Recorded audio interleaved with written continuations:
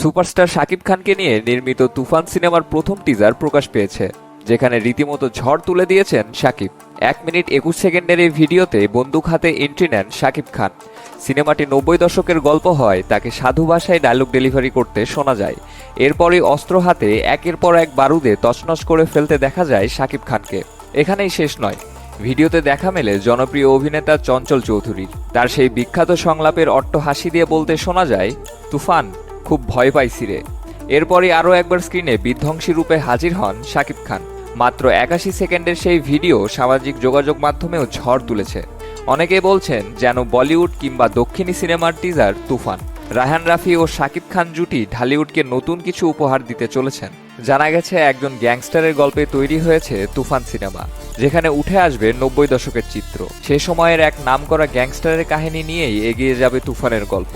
এখন এই টিজারে অনেকটা কেজিএফ এর ভাইব পাওয়া যাচ্ছে, কিন্তু দেশের এই মেগাস্টারকে এর আগে কখনোই এমন বিধ্বংসী রূপে দেখেননি তার ভক্তরা।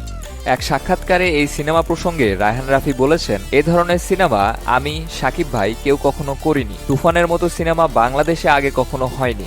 আমি শুধু বলতে চাই, এটি একটি অ্যাকশন ফিল্ম, একজন গডফাদারের গল্প। সুপারস্টারকে নিয়ে গ্যাংস্টারের ছবি বানানোর ইচ্ছে ছিল আমার, যেমন কেজিএফ, পুষ্পার মতো সিনেমা। বাংলাদেশে গ্যাংস্টার সিনেমা বানানোর মতো একজনই আছে, সে শাকিব খান।